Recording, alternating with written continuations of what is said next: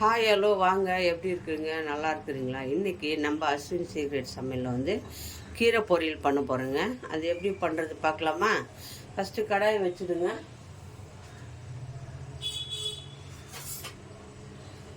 சிறுகீரை நல்லா பொடியாக நறுக்கி வச்சுக்கிறேன். சிறுகீரை ரொம்ப நல்லது உடம்புக்கு. அது டெய்லி கூட சாப்பிட்லாம் பொரியல் பண்ணி. எப்படி பொரியல் பண்ணுறது? கொஞ்சம் எண்ணெய் ஊற்றிக்கோங்க.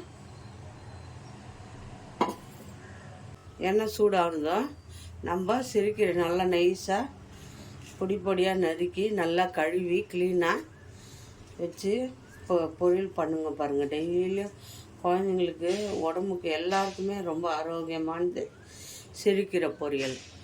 கீரை வகைகள் எல்லாமே நம்ம சாப்பிட்லாம், ரொம்ப நல்லது உடம்புக்கு. இப்போ இந்த கீரை எப்படி பண்ணுறது பாருங்கள். எண்ணெய் சூடாச்சு, மிளகா ஒரு காரத்துக்கு தேவையான மிளகா போட்டுக்கணும். எவ்வளோ மிளகா வந்து வறுத்ததும் காரம் எவ்வளோ வேணுமோ அவ்வளோ மிளகா போட்டுக்கணும். நான் 2 மிளகா போட்டுக்கிறேன். கூட பூண்டு ஒரு 10 பூண்டு தட்டி வச்சுக்கிறேன். அதே இதில் போட்டு வறுத்துக்கணும்.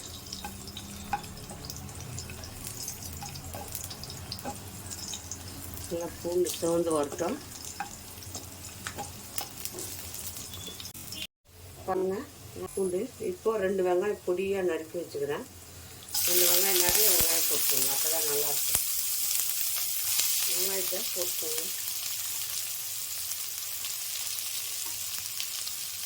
ரொம்ப சிம்பிளாக குயிக்காக பண்ணலாம் பாருங்கள். கீரை கட் பண்ணுறது தான் டைமு. இதெல்லாம் ஈஸியாக பண்ணிக்கலாம், கஷ்டம் இல்லாமல். கீரை பொரியல் பண்ணால் அவ்வளோ டேஸ்ட்டாக சாப்பிடணும், உடம்புக்கு நல்லா வெங்காயம் வதங்கி வரட்டும்.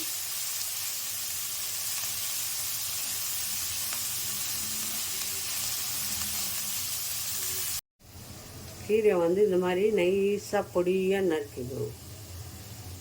நல்லா தண்டோட நல்லா இலசா கீரையை கழுவி நல்லா க்ளீனாக மண் இல்லாமல் சிறுகீரை எடுத்துருக்குறேங்க. அதுங்க வெங்காயம் வதங்கிச்சு. இப்போது நம்ம இது கூட இந்த கீரையை போட்டு வதக்கலாம். கீரையை போட்டுக்கணும்.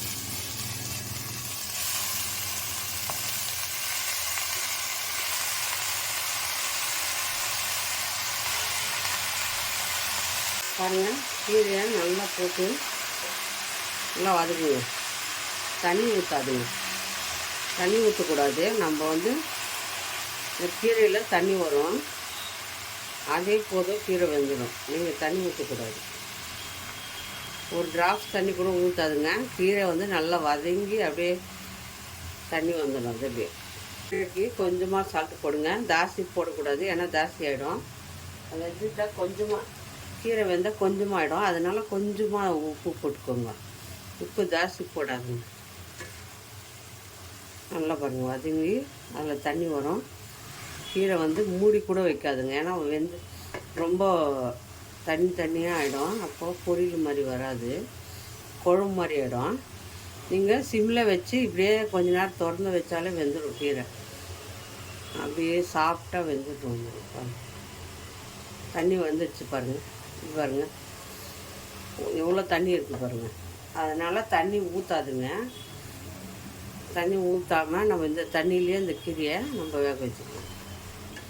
அப்படியே சிம்மில் வச்சுட்டு கொஞ்ச நேரம் அப்படியே வைங்க. கலக்கி விடுங்க, வெந்துடும் கீரை. நல்லா கலக்கி விடுங்க. ஒரு 5 நிமிஷத்தில் வெந்து போயிடும் கீரை. நான் கொஞ்சமாக கலக்கா எடுத்துருக்கிறேன். வறுத்த கடலை கொஞ்சமாக கடலை எடுத்துக்கிறேன். இது போட்டு செஞ்சால் ரொம்ப டேஸ்டியாக இருக்கும். எல்லா கீரைக்குமே போடலாம் கலக்காவை. கடலை, வேர்க்கடலை ரொம்ப நல்லது. அதை நம்ம வறுத்து பாருங்கள், தோல் எடுத்து வச்சுக்கிறேன். இது லைட்டாக ஒன்றும் பாதியமாக பொடி பண்ணிக்கணும். கீரை வேகுது, அதுக்குள்ளே நம்ம இதை பொடி பண்ணிட்டு வந்துடுவோம். பாருங்கள், கீரை வந்து பாருங்கள், அதிலே தண்ணி இருக்குது பாருங்கள்.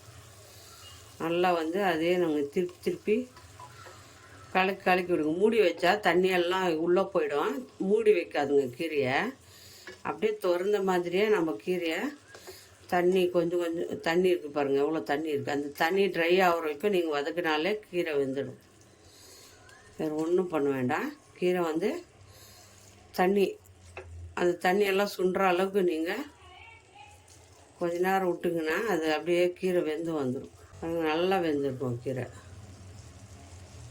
பார்த்தீங்களா, கீரை பாருங்கள், தண்ணி கூட வெந்துடும் சீக்கிரம்.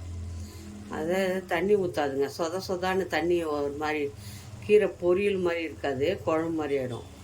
அதனால் எப்போவுமே கீரையில் தண்ணி ஊற்றாதுங்க. அதிலே தண்ணி இருக்குது, நம்ம கழுவுறோம் இல்லையா, அரிசாக இருந்தால் அப்படியே பாருங்கள் எவ்வளோ தண்ணி இருக்குது. இந்த தண்ணியெல்லாம் சுண்டி வரணும். வந்த பிறகு நம்ம கடலக்காய் பொடி போட்டுக்கலாம். கீரையில் பாருங்கள் தண்ணியே இல்லை, நல்லா ட்ரை ஆகிட்டோம். அப்போ தான் கீரை வந்து நல்லாயிருக்கும் சாப்பிட்றது, தண்ணியாக இல்லாமல். பாருங்கள் தண்டு கூட வெந்துட்டு சரிங்களா. தண்ணி ஊற்றி ரொம்ப வேக வைக்காதுங்க பாரு, கீரை தண்டு கூட நல்லா வெந்துடுச்சு. தண்ணியே இல்லை, நல்லா ட்ரை ஆயிடுச்சு. இப்போ நம்ம கடலக்காய் பொடி பண்ணி இங்கே பாருங்கள், நல்லா ரொம்ப நைஸாக அரைக்காதுங்க, ஒன்றும் பாதியமாக அரைச்சிக்கணும். சும்மா ஒரு சுற்றிட்டு அதை இதில் போட்டுருங்க. பாருங்கள் சிம்பிளாக குயிக்காக பண்ணிவிட்டு பாருங்கள், ரொம்ப டேஸ்ட்டாக இருக்கும். அது வேர்க்கடலை போட்டாலே கீரையில் ரொம்ப டேஸ்ட்டு. அவ்வளோதாங்க. தண்ணியெல்லாம் லைட்டாக நல்லா சுண்டி வந்துடணும். அப்போ தான் நீங்கள் மிக்ஸ் பண்ணிவிட்டு ஆஃப் பண்ணிட்டா கீரை ரெடி ஆகிடுச்சு. இந்த மாதிரி சிம்பிளாக வீட்டில் கீரையை பொரியல் பண்ணி கொடுங்க குழந்தைங்களுக்கு. அதை வேர்க்கடலை போட்டால் எல்லாரும் விரும்பி சாப்பிடுவாங்க. கீரை பிடிக்காதவங்க கூட ரொம்ப விரும்பி இஷ்டப்பட்டு சாப்பிடுவாங்க வேர்க்கடலை போட்டால்.